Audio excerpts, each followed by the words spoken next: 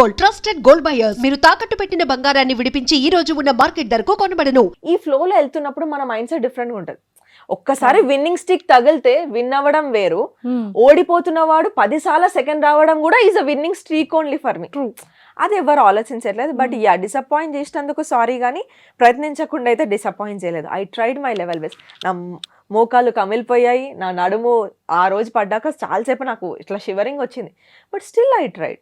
అది నా గేమ్ అని నేను అనుకున్నాను. ఇంకా ఒకవేళ వీళ్ళు నన్ను ఇంకా నమ్మి నన్ను హౌస్లోకి పంపిస్తే దానికంటే 100% పెట్టడానికే ట్రై చేస్తాను, కానీ దీని ఎనర్జీ కంటే కింద ఉండదు. Now I understood. ట్రూ. అది నేను ట్రాల్స్ విషయంకి వస్తే చూశాను 3 months బ్యాక్ ఎప్పుడో చేసిన వీడియో. నేను ఏమంటా అంటే వాళ్ళకి, బ్రో నువ్వు ట్రాల్ చేసినప్పుడు ఆ వీడియో మొత్తం 2 minutes 30 seconds 2 minutes 50 seconds ఉంది. మొత్తం పెట్టేందుకు ట్రాల్ చేయట్లేదు. ప్రీ కాంటెక్స్ట్ ఒకటి తీసుకున్నావు, పోస్ట్ కాంటెక్స్ట్ ఒకటి తీసుకున్నావు, మధ్యలో నీకు నచ్చిన మీమ్ ఒకటి యాడ్ చేసుకున్నావు. నేను అంతకంటే బెటర్గా ఎడిట్ చేయగలుగుతా, అంతకంటే బెటర్గా ట్రాల్ చేయగలుగుతా నేను తలుచుకుంటే. Because my forte is talking. నేను చెప్పాలనుకుంటే సంజయ్ చెప్పుకోవచ్చు, లేకపోతే అటాక్ చేయొచ్చు, కానీ సమ్వేర్ నాకు ఏమనిపించింది అంటే ఎంతమందికి ఆన్సర్ చేసుకుంటూ కూర్చుంటావు. అదే ఒరిజినల్ వీడియోకి ఒక 3 లక్షల లైక్లు, 3 లక్షల లైక్లు, 1 లక్ష షేర్లు. అందులో ఫస్ట్ మెయిన్ కాంటెక్స్ట్ చూసుకుంటే 90s కిడ్. నా జానరే అది. నేను చాలా వరకు 90s కిడ్దే చేస్తాను, ఎందుకంటే నేను 90s కిడ్ని కాబట్టి.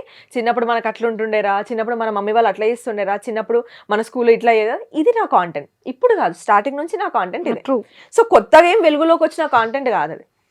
సో ఆ కాంటెక్స్ట్లో అక్కడ జరిగింది ఏంటంటే, ఇప్పుడు బట్టలు దించేసుకుంటున్నాం బిగ్ బాస్ గురించి, కానీ మన 90s కిడ్స్కి తెలిసిన రియాలిటీ షో ఏది చెప్పండి? ఓంకార్ అన్నయ్య షోస్, ఆట డాన్స్ షో, లేకపోతే మాయాద్వీపం. చిన్నప్పుడు ఎట్లుండేది, అక్కడికి వెళ్ళాలి, మాయాద్వీపంకి మనం ఒక్కసారి వెళ్ళాలి, ఆ డబ్బా, ఆ ఒంటికన్నా రాక్షసుని ఆ బుగ్గ వగలు కొట్టాలి, ఇట్లుండేది. లోపల గిఫ్ట్ ఏముందో ఫైనల్ గా చూడాలి. అప్పుడు మీరు చెప్పండి, పిల్లలు ఎవరు వెళ్ళే వాళ్ళు? సెలబ్రిటీస్ పిల్లలు. బేబీ మనకు 90s కిడ్స్ ఉన్న వాళ్ళకి తెలుస్తుంది, అండ్ ఎర్లీ 20s కి కూడా తెలుస్తుంది ఈ షో గురించి. సో నేనేమనుకునేదంటే, అరే నా 90s కిడ్ జానరే కదా ఇది. ఇప్పుడు మనం బిగ్ బాస్ అంటే ఆట షో వచ్చిందంటే టైం కి కూర్చునే అదేంటి ఛత్రపతి బీజిఎం, ఛత్రపతి దగ్గర మనమే వాడే మాటలు అంటే అంత ఉండేది మనకి అప్పుడు. నేను ఒక చైల్డ్హుడ్ మెమరీని గుర్తు చేస్తూ, అండ్ నా యాక్సెంట్ తెలంగాణ యాక్సెంట్, ఎవర్రా బిగ్ బాస్ అనేది, నేను బిగ్ బాస్ని ఎవర్రా అనలేదు. మన జనాలని ఎవర్రా బిగ్ బాస్, మన బిగ్ బాస్ వచ్చేసి మాయాద్వీపం చిన్నప్పుడు. ఇప్పుడు కట్ చేస్తే టెక్నాలజీ వరకు ఎవాల్వ్ అయ్యి ఒక 9 years నుంచి మనకు ఒక రియాలిటీ షో ఇప్పుడు వచ్చింది. బట్ మనకి ఫస్ట్ తెలిసిన రియాలిటీ షో అది. ఎక్కడ కూడా నేను బిగ్ బాస్కి వెళ్ళను, నాకు బిగ్ బాస్ నచ్చదో నా వీడియోలో ఉండదండి. ఇట్స్ జస్ట్ చైల్డ్హుడ్ మెమరీని బయట పెట్టే ప్రయత్నంలో కొంచెం సర్కాజంగా, కొంచెం హ్యూమర్తోని, కొంచెం నా తెలంగాణ యాక్సెంట్లో చెప్పా. మరి ఆ రోజు అందరు కనెక్ట్ 3 లక్షల లైక్లు, 1 లక్ష షేర్లు, కింద కమెంట్లో నవ్వుకున్నారు, కరెక్ట్ చెప్పావు, నువ్వు తోపక్క, మన 90s కిడ్ దేవతవక్క అన్నారు. ఈ రోజు అదే కాంటెంట్ని వైరల్ చేయడానికి, ట్రాల్ చేయడానికి ఫస్ట్ 30 seconds, లాస్ట్ 20 seconds, లాస్ట్లో ఈ డిఫరెన్సియేషన్ కూడా ఉంటుంది. మీకు ఆ వీడియో కావాలంటే పర్సనల్గా చూపిస్తాను. ఏమని ఉంటుందంటే, మాకు తెలిసిన బిగ్ బాస్ మాయాద్వీపమే. అసలు ఆ చిన్నప్పుడు ఆ షోలోకి వెళ్ళడానికి ఒక పిచ్ ఉంటుండే, ఎట్లా అప్లై చేయాలో తెలియదు. ఇప్పుడంటే సోషల్ మీడియా వచ్చింది. ఎవరైనా యూనిక్గా అన్న నన్ను పంపించండి అన్న అని ఏడ్చిన, పాదయాత్ర చేసిన, ఇప్పుడు వీళ్ళందరూ మన మన్మద కానివ్వండి, మన కోటేష్ కానివ్వండి, వీళ్ళంతా ఒక యూనిక్ స్టైల్ ఎంచుకున్నారు టు గ్రాప్ ద అటెన్షన్. అది గుడ్డో బ్యాడో అది వాళ్ళకి తెలియాలి, నేను వాళ్ళని జడ్జ్ చేయలేను. కానీ everyone has their own different style to get into Bigg Boss. వాళ్ళకి అది ఒక ఉంది, అది నేను వాళ్ళని జడ్జ్ చేయలేను. నేను జస్ట్ ఎగ్జాంపుల్ చెప్తున్నాను. అట్లా మనకు ఆ రోజుల్లో చేయడానికి సోషల్ మీడియా ప్లాట్ఫామ్ లేదు to get in to a show. ఇప్పుడు అట్లీస్ట్ మనం షోలోకి వెళ్ళకపోయినా ఒక ప్రొడక్షన్ హౌస్ని గ్రాప్ చేయాలంటే ఇలాంటివి చేస్తున్నాం. అప్పట్లో ఆ ఛాన్స్ కూడా లేకపోతుండేరా టీవీలోకి వెళ్ళాలంటే. ఎనీవేస్ అదే ఆ మాయాద్వీపమే 2.0 వర్షన్ లాగా మన బిగ్ బాస్ అయి వచ్చిందేమో నాకు అనిపిస్తుంది. అది ముచ్చట అని చెప్పేసి ఇది క్లోజింగ్ పాయింట్. ఇవన్నీ వేయకుండా ఎవర్రా బిగ్ బాస్ ఒక వర్డ్, మాకెవరు తెలియదు అని ఒక వర్డ్, కాంటెంట్ని కాంటెంట్ లాగా తీసుకుంటే సరదాగానే ఉంటుంది. నేను నిజంగానే డిస్రెస్పెక్ట్ చేసి వాళ్ళు వాడుంటే నేను యాక్సెప్ట్ చేసేది. అరే నేను అవును అప్పట్లో ఇట్లా చెప్పాను, నాకు తప్పుని తప్పని ఒప్పుకోవడానికి అసలు బిగ్ బాస్ అప్లై చేయరు. నేను అదే చెప్పాను చాలా మందికి, నాకు బిగ్ బాస్ అంటే డిస్రెస్పెక్టే ఉండుంటే ఒక కెరియర్ కోసమో, లేకపోతే డబ్బు కోసమో, ఫేమ్ కోసమో వెంటనే నా మాట మార్చి నేనే నా స్టాండ్ తప్పి నేను బిగ్ బాస్ హౌస్లోకి వెళ్ళాను. అదే నిజమై ఉంటే నా ఫ్రెండ్స్ చాలా మంది బిగ్ బాస్కి వెళ్ళొచ్చారు ఈ జర్నీలో, వాళ్ళకి సపోర్ట్ చేస్తున్నాను, రివ్యూస్ కూడా ఇస్తున్నాను. నన్ను ఎవ్వరు అడిగినా కూడా నా ఆడియన్స్కి తెలుసు. క్యూఎన్ఏలో అడుగుతుంటే అరే నాకు వస్తే పక్కా పోతారా, నేనైతే ఇట్లా ఆడతా, నేనైతే అట్లా ఆడతా, నేనైతే ఈ పాయింట్ పెడుతుండే. I use to manifest this. అసలు రెస్పెక్టే లేకపోతే షోకి ఎందుకు వెళ్తాను నేను? ట్రూ. రెస్పెక్ట్ ఉంది కాబట్టి ఐ వాంటెడ్ దిస్ షో అనుకున్నా కాబట్టి వర్క్ చేసా దానికోసం. సో అది వాళ్ళు ఇట్లా ఒకటే అనిపించింది, జనాలని నేను కంట్రోల్ చేయలేను, ఇన్ఫ్లుయెన్స్ అయ్యే వాళ్ళని నేను కంట్రోల్ చేయలేను, నా కంట్రోల్లో లేని దాన్ని ఏది కంట్రోల్ చేయాలని నేను అనుకోవట్లేను. జస్ట్ దట్ వాళ్ళు ఏదో అన్నారని చెప్పేసి నేను చేయని దానికి సంజాయిషులు ఇచ్చుకోవాలని నేను అందుకే ఎక్కడ కూడా ఏమీ పోస్ట్ చేయలేదు. ఫ్రీ పబ్లిసిటీ ఇస్తున్నారు కదా, ఇవ్వండి, దట్స్ మై అచీవ్మెంట్ అని, డూ ఇట్. ట్రూ అను గారు, మీరు నేను ఏదో బెటర్ చేస్తుంటేనే కోపం వచ్చి ఉంటుంది కదా. ఇప్పుడు ఇంతమందిలో 15 కంటెస్టెంట్స్లో ప్రతిదానికి నన్నే టార్గెట్ చేస్తున్నావు నువ్వు, సోషల్ మీడియాలో అనుష మాత్రమే సరే గేమ్ ఆడలేదని అంటున్నారు కదా, మరి గేమ్ ఆడకపోతే నా పైన నెగిటివిటీ ఎందుకు? చాలా మంది గేమ్ ఆడకుండా ఉండొచ్చు అవుట్ ఆఫ్ 15 కంటెస్టెంట్స్, వాళ్ళపైన ట్రాల్స్ రావట్లేదే. Then I understood, okay someone wants to ఏదో చేయాలని అనుకుంటున్నారు, ఎవరు ఏమన్నా చేసుకొని, నా చేతిలో లేదదే, నేను కంట్రోల్ చేయలేను. అంటే ఎందుకని మీ మీద అంత కోపం పెట్టుంటారు? ఏమైనా ఎనీ రీజన్ ఉందా?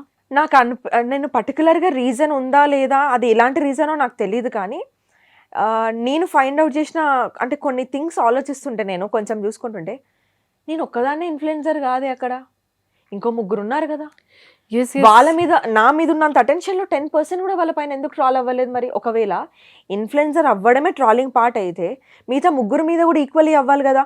ఒకటే వీడియోలో ఆల్ ద 4 పీపుల్ పెట్టేసి వీళ్ళు ఇన్ఫ్లుయెన్సర్స్ అని ట్రాల్ చేయాలి కదా. Why only Anusha? మేబీ నాకు కొంచెం ఫాలోవర్స్ వాళ్ళకంటే ఎక్కువ ఉండొచ్చు, but still we are all in the same market కదా, మేమందరం ఒకటే మార్కెట్లో. ట్రాల్ పడితే అందరికీ పడాలి కదా. ట్రూ. నాకెందుకు అది నాకు అర్థం అవ్వలేదు.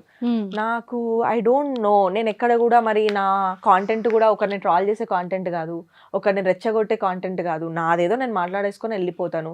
సో పర్టికులర్గా నా పైన ఎందుకు వస్తుందో తెలీదు, బట్ ఇంత వస్తుందంటే కొన్ని కమెంట్స్ కూడా చూసాను, అవి పలకడం కూడా కాదు, ఉంటుంది ఫేక్ ఐడీస్, ZX 2, 3, 4 ఉంటుంది, గలీజ్ మాటలు. నన్ను నా ఫ్యామిలీని యూట్యూబ్ హాట్స్టార్ ఛానల్లో చూడండి, మీరు ఇన్స్టాగ్రామ్లో చూడండి కమెంట్స్. నా వీడియో వచ్చినప్పుడేమో management quota, she's that, she's this, ఈమె ఇన్ఫ్లుయెన్సర్ అని తీసుకున్నారు. ఇంకా 3 ఇన్ఫ్లుయెన్సర్స్ ఉన్నారు, వాళ్ళ గురించి మీరు ఇట్లానే అంటున్నారా?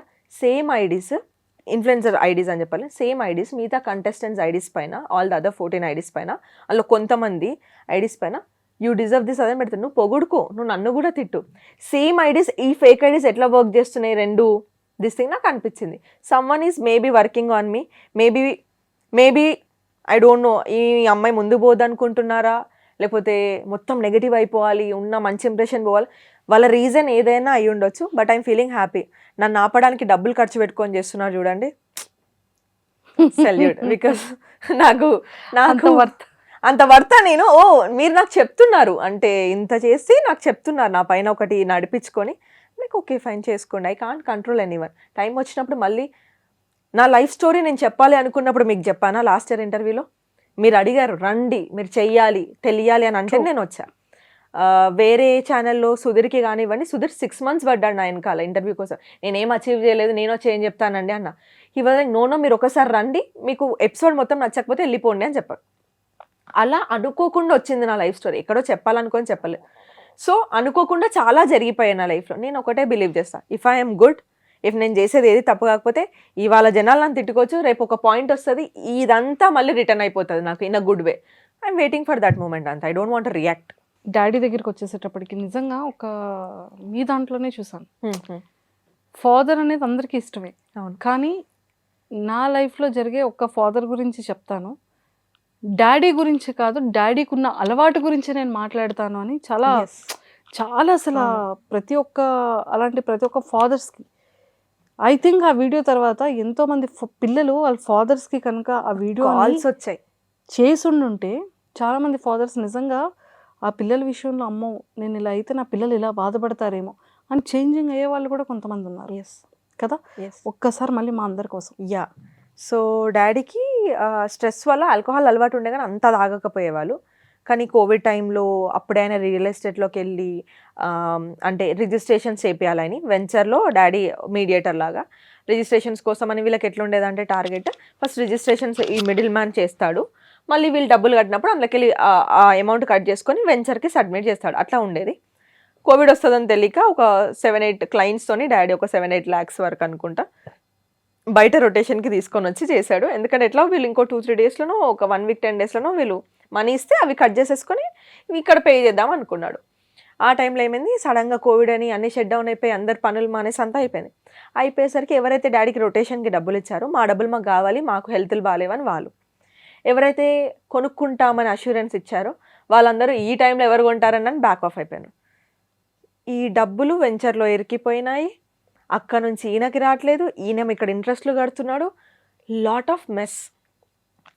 అందులో కొంతమంది ఎగ్గొట్టేశారు, డాడీ వెంచర్ కూడా ఎగ్గొట్టారు. డాడీకి ఆ డబ్బులు రిటర్న్ ఇవ్వలేదు. ఈయనకి పేపర్ పత్రం ఏం లేదు ఈయనకు అడగడానికి.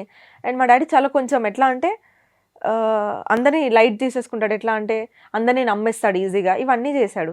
సో చాలామంది ఆయనని మోసం కూడా చేశారు ఈ ప్రాసెస్లో. ఇంకా అవన్నీ ఆయనకి హ్యూజ్ అయిపోయినాయి. నార్మల్గా తాగేవాడు 2021లో అంటే ఆల్కహాల్ షాప్స్ లేవు కాబట్టి fine.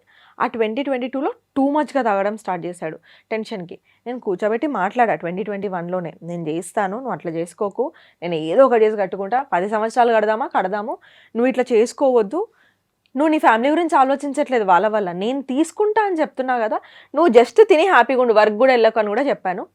He did not listen. ఒక పాయింట్ ఆఫ్ టైంలో స్ట్రెస్ కోసం ఎక్కువ తాగాడు. ఇంకో పాయింట్ ఆఫ్ టైంలో నా బిడ్డ అంతా యూస్ చేసుకుంటుంది కదా అని ఓవర్ కాన్ఫిడెన్స్లో తాగినాడు. సో నేనే ప్లస్ అయినకి నేనే మైనస్ అని అనిపించింది ఒక పాయింట్ ఆఫ్ టైంలో. బికాస్ అంటే బాధ్యత మర్చిపోయిండు, అంత నా బిడ్డ చూసుకుంటుంది కదా అని. బిడ్డ చూసుకుంటుంది కానీ నీ పొజిషన్ నేను ఫిల్అప్ చేయడం ఎంత కష్టం అనేది ఆలోచించలే. ఏడ్చి చెప్పినాం, అరిచి చెప్పినాం, కొట్టేంతవరకు వెళ్ళింది. We did everything to stop him. కానీ తాగే వాళ్ళు వినరు.